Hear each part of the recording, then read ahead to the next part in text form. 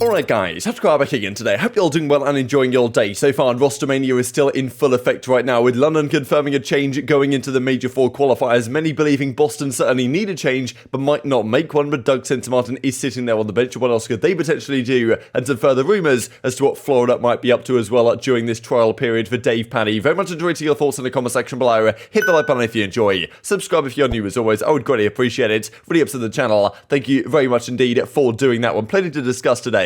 First of all, wanted to mention this. There was kind of like a line of code that was seen from this, from USS Texas coming to the game. Not sure if I'm really allowed to talk about lines of code and stuff, because I don't know if you get DMCA'd for that. But anyway, you guys get the picture. Effectively, we saw this a while ago. There was a rumor that USS Texas, that beautiful map from back in World War II, was that making its return to Call of Duty Vanguard. Instead of London Docks that was rumored before the game actually came out, USS Texas now apparently is finally arriving. Now look, by the time it actually comes into the game, will it be enough time to put it in for Search and Destroy? I don't really know. Do we even want it for Search and Destroy? Like, look, we probably do need another Search map, and USS Texas was played in Search back in the day, and in my opinion, it was absolutely terrible, but maybe it can find a spot in this title. I don't really know if the pros want to play it. We shall see. It's obviously going to come quite some time after today, so I don't know if there'll really be enough time to make the turnaround happen, but yeah, USS Texas is arriving, apparently, and it's just kind of sad, really, because London Docks would have been so good in this game, I think, or at least it would have made the game tolerable, at least playing this particular map. Like, London Docks, Tuscan, like, okay, maybe the game would have been a little bit better with some better maps, as we saw, for example, in Cold War, but again, not going to happen, unfortunately. It's Vanguard added again. Clayster says this, the amount of 12-hour days down here in challenges is absolutely absurd, and actually, Karma has a few nice words to say for him here, because he's had a bit of a difficult time lately. We talked about Clay yesterday and the difficulties that he's had getting a spot back in the league, wanting to get a spot, but like other New York subliners won't loan him out, or other teams don't want to pay the salary for a couple of months, and because apparently some players seem to want to get him in, but it's not really working out for him. Now, as Karma says in reply, man, people are willing to give me opportunities years after being on one of the absolute worst teams ever. I guess he's talking about the Seattle Surge situation in Modern Warfare, right? And since then, people have kind of wanted Karma back. They've been getting him onto these teams for kind of the pre-season tournaments and stuff, and many people have said actually the last couple of years, okay, maybe Karma back in this team, that team could actually work out if he still has the drive to compete. And of course, 3-time world champion Clayster and Karma, they're both going to have opportunities there. So he's saying, look, Clay, don't worry about it. You're a 3-time world champion. Doesn't matter how bad this year has been or how bad this team has been, you're still going to get another opportunity elsewhere if you keep sticking trying with it, I suppose. The CDL might not be on the cards for this year, which sucks, but I'd be mind-blown if you don't get another shot. You'll make it through this stuff. Too much passion, right? So, nice words for Karma, I think, just kind of backing up Clay, and it makes sense to me that next year, like, how many teams from this season are realistically going to stick into next year? Maybe 3 or 4, maybe 5, who knows? But I imagine the vast majority of the league, once again, is going to change rounds, especially when you've got players that are going to become free agents this year, the likes of Hydra, like, both Los Angeles teams, not looking particularly good. FaZe are probably going to stick, Toronto probably going to stick it out, like Optic you'd imagine as well, but outside of that, like, how many other teams are actually going to stick together? Seattle probably, so, there's 4 or 5 maybe, depending on how the rest of the year goes, that might stick. Everyone else is going to change, and therefore many AR roles could be on the cards depending on how things go, especially if Hydra wants to team back up with Clay on a new organization. That could be a possibility as well. Wanted to mention this also because some notable players playing in this one. A really cool LAN that was going on yesterday that, well, the College Call of Duty $25,000 playoff grand finals, Silly, Phantom, Rex, and Druxy were on the kind of other side of this. They ended up losing this series to Chris Radial and the guys. Like, I'm just cool to see LAN events like this, and well, 25k on the line, not too bad at the end of the day. These are the guys that won it. The College God guys, honestly, they do things different. The production on the streams is just top quality, and yeah, it's really awesome to see the scene succeeding as well in there, and honestly, like, they do a better job of doing this than the CDL does for its challenges coverage, to be honest. Let's dive then into the actual roster changes going on down here in the league. So London Royal Ravens confirmed yesterday Gismo is back on the main roster. Excited to be playing back with the lads. Looking forward to returning and getting the team back to form, says Gismo. Interesting couple of weeks for him, really, because of course he went out of the team initially back in stage 2. Of course, since then they had the whole Paulex situation briefly. Gismo came back, didn't look particularly good. He then steps away again. Harry comes in, and they were kind of struggling to find what roles I think worked with Harry on the team, even though individually and as players across the board, they really didn't look that good since pretty much stage 2 when Gismo initially did step away. So it's a bit of a strange one, really, because Gismo steps away, they kind of regress a bit after the Paulex transition happens, and it's pretty much been downhill all the way since then. So look, Gismo coming back, of course, a good thing for London, I think, to get him back in the team. He was certainly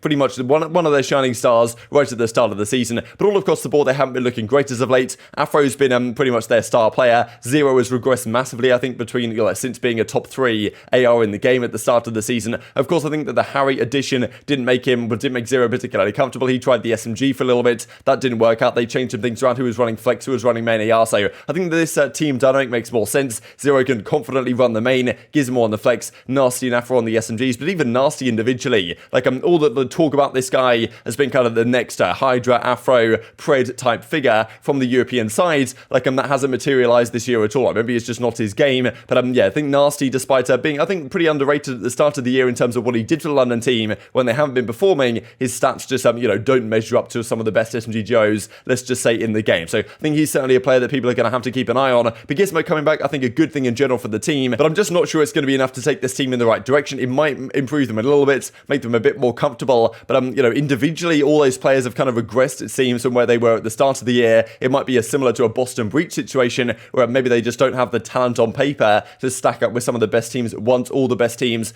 understand the game to the same level that London and Boston did at stage 1, and now, of course, I've kind of fallen back into the pack a little bit as the season has progressed. So I think it is going to take Gismo to turn up pretty massively in the slaying department if they do want to have significant success this season, right? But I thought it was rather interesting in some of the replies to this, actually, because Madcat says Harry is greater than here in the replies, saying that actually they should have kept Harry in the team and not got rid of Harry, for example. So, of course, they're going back to their roster at the start of the season. That at least, seems to be the implication here. But what they could have done, for example, is get rid of Zero, keep Harry in the team. I was wondering as the season progressed whether Zero would be able to maintain his spots. And I think Harry did a really commendable job for this team and certainly showed his talents. But and maybe there is a world in which Harry over Zero is a sensible move depending on how the team dynamics want to work. So we'll see how it goes here, honestly. Like, they've got a few big matches upcoming these couple of weeks because right now they are 4th in the league. That's 150 points. They have effectively a 30-point, 40-point barrier to, cushion to where they can get knocked out. So I feel like this number should be safe. If London just win 1 or 2 more series, they should be fine. They've only picked up 10 points though at each of the last, several majors. Major 2, 10 points. Major 3, 10 points. And stage 3, the qualifiers, 10 points as well. They went 1 in 4 last time out as well. So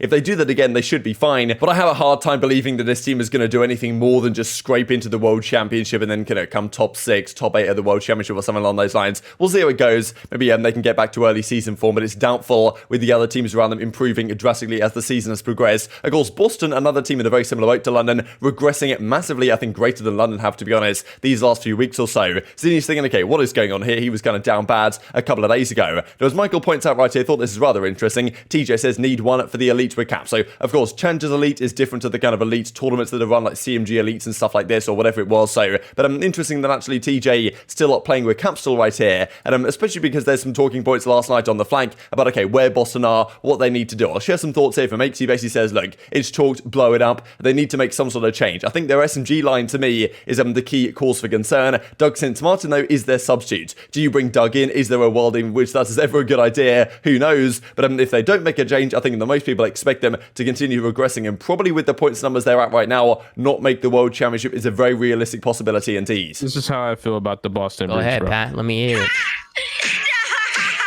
He's already dead. Listen, bro, they're done. They're done, bro. Bro, you are an idiot, bro. They're you done. think they're dead? You think they're dead, think Pat? they're done. You think I think they're they're done. chalked? But Zinni texted me the other day. He said he's back on his bull. Congrats to Zinni, but they're done. Like, Yeah, but Damn. dude, Zinni being the one that has to overperform and for them to be competitive, it shouldn't be a thing, dude. their sub is Doug, right? So, Yeah. You think they're gonna I bring Doug in? Why don't they bring Doug in for a little change? You know, maybe Doug is what they need. No offense, they're on the bottom. They're literally they can still potentially not make champs, or are they pretty much locked? No, they can for sure not They make can it. for sure. Exactly. Yeah, bro. Like, A they're lot not of teams. gambling. No bro, offense to Doug, they're not gambling that. Chris, nobody's locked. Nobody's. The Okay. only teams locked are like FaZe I'm saying Optic. I'm saying barring some miracle, or some miraculous, unfortunate scenarios is what I meant. But yeah, you get the point. They're not bringing him Doug. But no Doug, no offense. dub, Chris. No Doug, I no love dub. Doug, but they're not doing that. So I think the guys are right to say, okay, look, bringing in Doug is probably not a realistic option here for the team, but I do think that the SMG duo is probably the issue. Method has been pretty good so far this year. TG, I think, has been pretty consistent and a decent player, but at the start of the season, it really was Capstol who was showing up massively. Then in stage 2, it was Method who was just taking over every single series. That wasn't sustainable, but Capstol individually has fallen off drastically, I think, since the start of the season. Seems to, I don't know, the plays he makes sometimes are pretty questionable. Nero, hyper-aggressive, but honestly, those two SMGs are very vulnerable to just going double negative and get completely smoked. It's kind of like a Paris Legion situation. So I feel like you need an SMG in there that's going to do a bit more slaying, be a bit more consistent.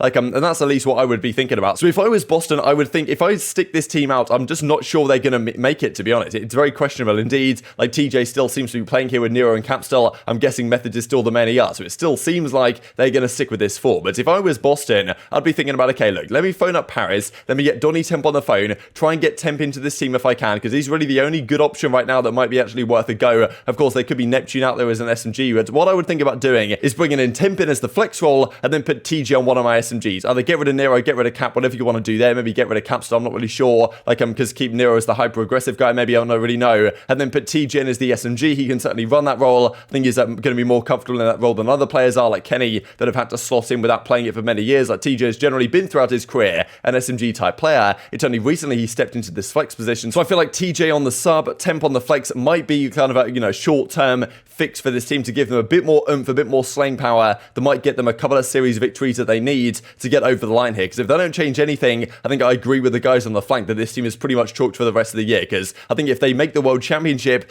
given the fact that they came into the league so late, that would be a decent success for these guys, to be honest. Now, this is the kind of the qualifiers that they have. They have a very hard road from here. They play Optic in their first game, they play Thieves in their second game, then they go Seattle Surge, Los Angeles Guerrillas, the only real easy match of the lot, and then we've got Toronto, the final game that Boston plays. So, a very difficult schedule. 1 in 4 probably is their expectation here. At 2 in 3 would be a good result out of all these series, I think. So, certainly if they don't make any changes, you can very easily see them falling outright, especially when you look at these numbers. You look at them at 130 here, they're only about 10 points above, they only have a 10-point cushion or so, and some of the teams below them play Paris Legion, right? So, potentially some free points come into play. So, if Boston change nothing, I don't think they'll make the World Championship, to be honest, along with Los Angeles Guerrillas, in my opinion. Now, Florida Mutineers, of course, could be a different story. They are looking to make some moves. We, of course, have heard the rumours that Dave Paddy's going to be gone, and then, someone else is going to be in his place in terms of, doing some sort of trial situation right now. ProLoot says that last night there was some Search and Destroy 8s going on, where ProLoot, Drazah, Mohawk, and Vivid were playing against Devopack, Skies, and Yee. So kind of interesting, right? The Skies and Yees playing in these 8s doesn't really necessarily mean too much, but yeah, just to say that Yee's, of course, the substitute right now for the Florida Mutineers, rumoured at the very least to be getting involved in their starting roster, or at least getting a trial. Other players, potentially Prestinni, potentially,